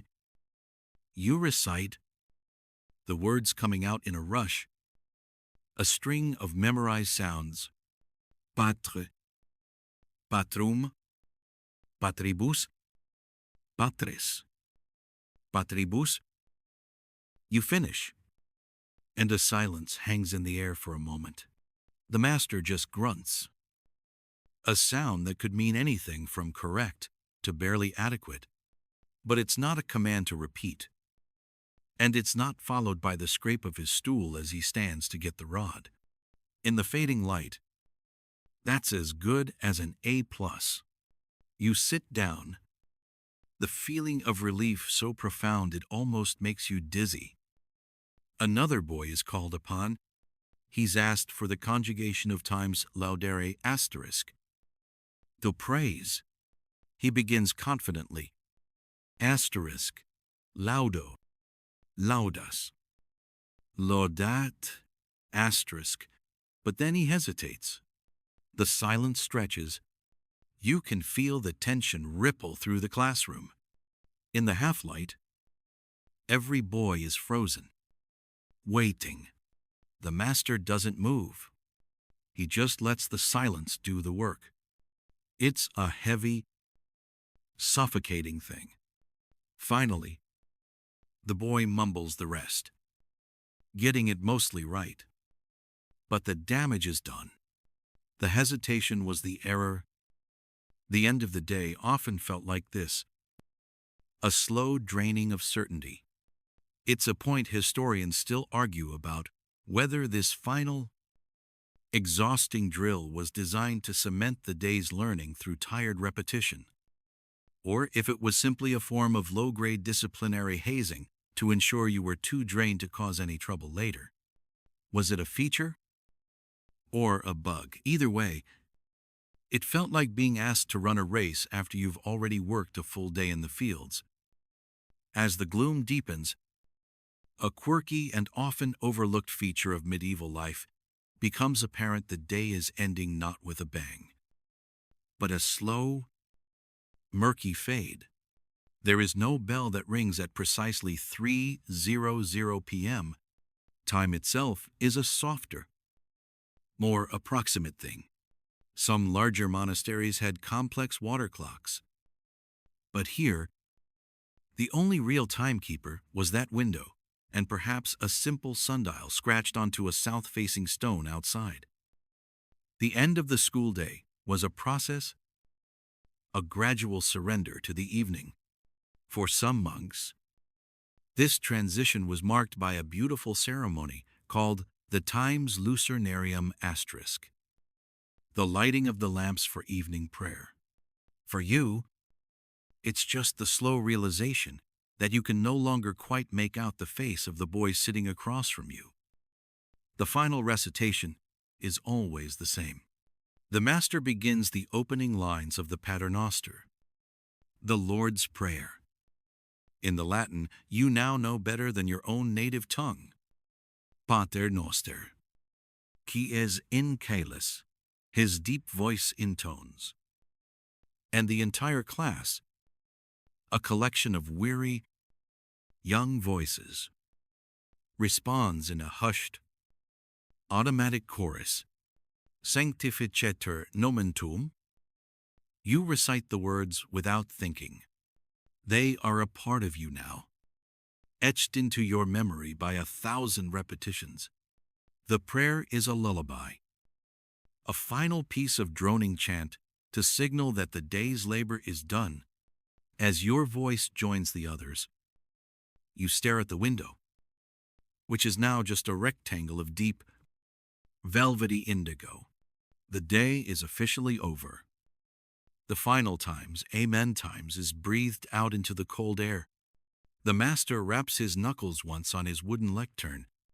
It's the sound of dismissal, the quiet scraping of benches, the rustle of wool tunics, the soft shuffle of leather shoes on straw. These are the sounds of freedom.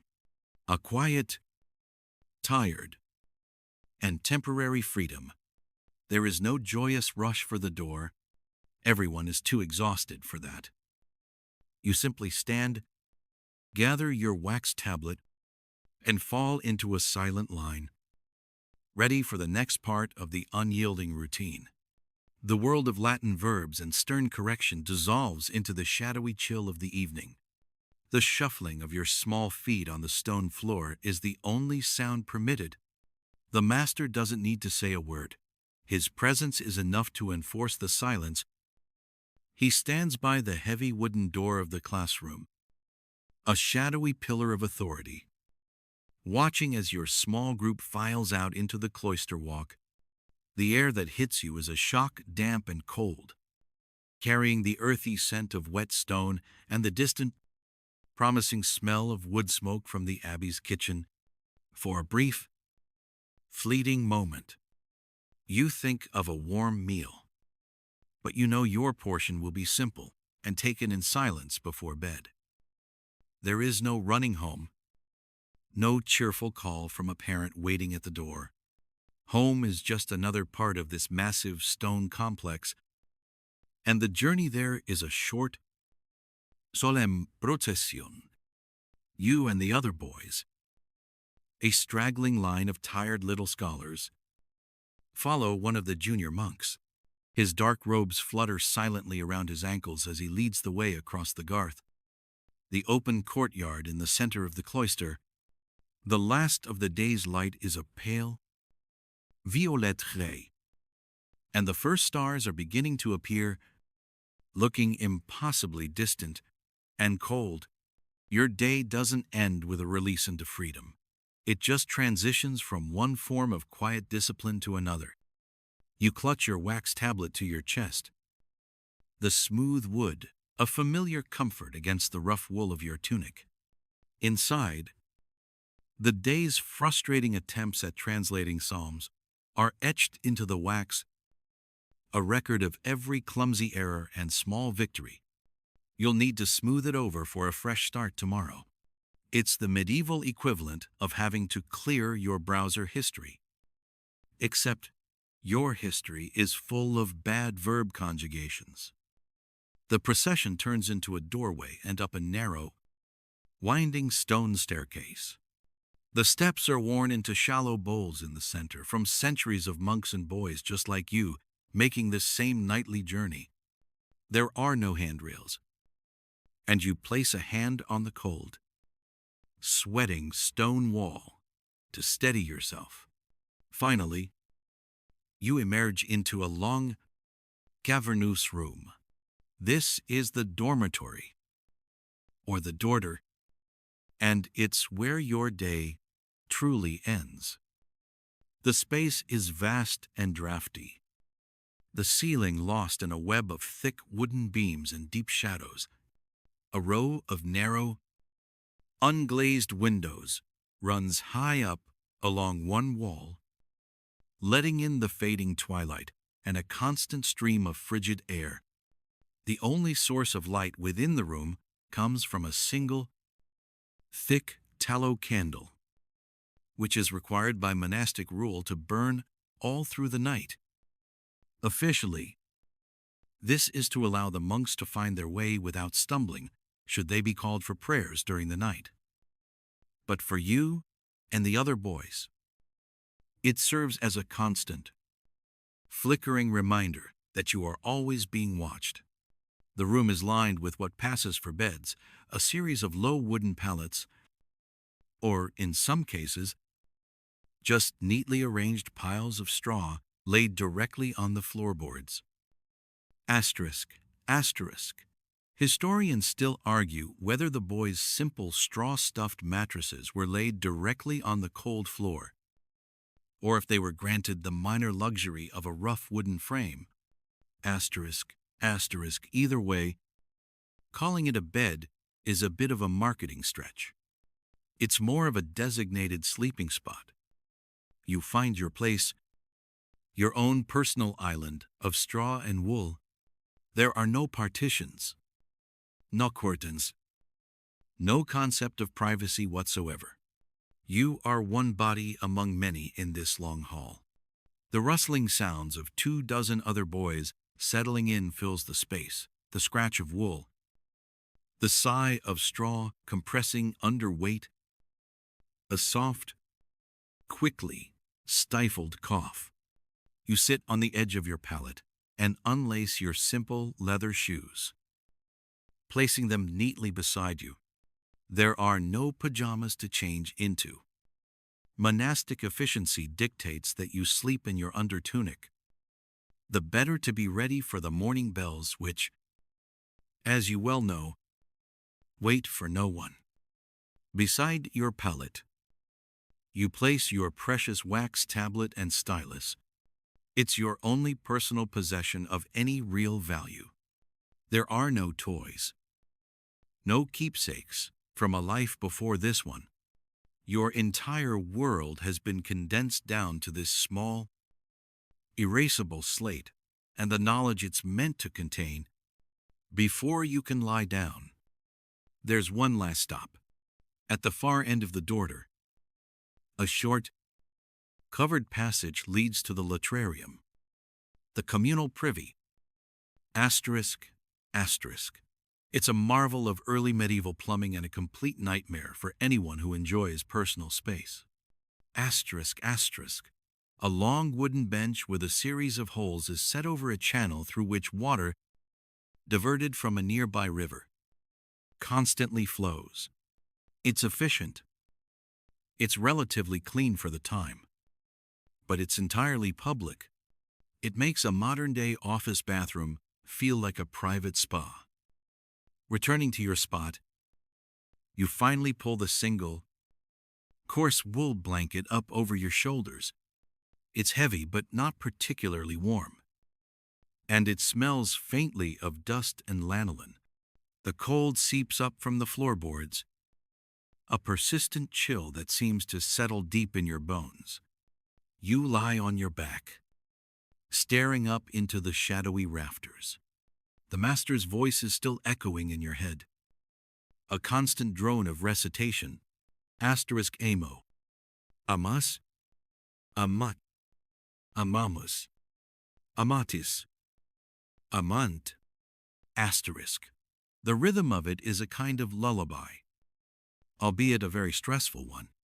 You can feel the phantom sting of the ferule on your palm, from when you stumbled over the dative plural of times per asterisk. Boy, there will be no bedtime story, no soft good-night kiss. The supervising monk might walk the length of the dormitory one last time, his sandals slapping softly on the wood, his shadow stretching and shrinking in the candlelight. His job is not to comfort, but to ensure silence and order are maintained. Even in sleep, you roll onto your side, curling into a ball for warmth, the straw crackling softly beneath you. The day is over. But tomorrow, the bell will ring before the sun is up, and it will all begin again. The same verbs, the same psalms, the same cold stone walls. And for now, in the flickering dark of the shared dormitory, that is the only future you can possibly imagine. And it will all begin again. The same verbs, the same psalms, the same cold stone walls. And for now, in the flickering dark of the shared dormitory, that is the only future you can possibly imagine. But that's the strange, quiet magic of this place. That endless, repetitive, mind-numbingly boring day is a forgery. Not for coins or documents, but for minds. It's a slow, deliberate process of taking a boy like you, Thomas, and recoding your entire operating system, the language you were born with, the comfortable, easy words of your home, are being overwritten. They're being replaced with something structured, universal, and powerful. Latin was the programming language of the medieval world. It was the code that ran everything that mattered the church. The law, the royal courts, the fledgling universities, and every single international treaty. The farmer in his field didn't need it. The soldier on the wall didn't need it. But the man who wrote the farmer's deed of land or the king's order to that soldier, he absolutely did. And that's who you are becoming. One droning recitation at a time. This classroom, with its straw and its drafts, isn't just a room. It's the only factory in town, and its product is the tiny administrative class that will hold the entire scaffolding of society together. The boy who finally masters the dative and ablative cases without a tap from the master's ferule is the future clerk who will draft a flawless charter for a new town, a document that will be legally binding for centuries. The student who can translate the most complex passages of the Psalms, not just literally, but with an understanding of their deeper meaning, is the future diplomat sent to negotiate with a foreign prince, where a single misplaced word could mean the difference between peace and war. It's the world's most grueling group project, and you don't even get to pick your partners. Every part of this day is designed for that purpose. The endless memorization of Donatus's times, Ars Minor times, isn't about fostering a love of literature. It's about building a mental framework so rigid that you can construct a legal argument or a theological point with absolute precision. The constant thread of the birch rod isn't just about discipline. It's about instilling the idea that errors have consequences. A mistake on your wax tablet earns you a sharp rap on the knuckles.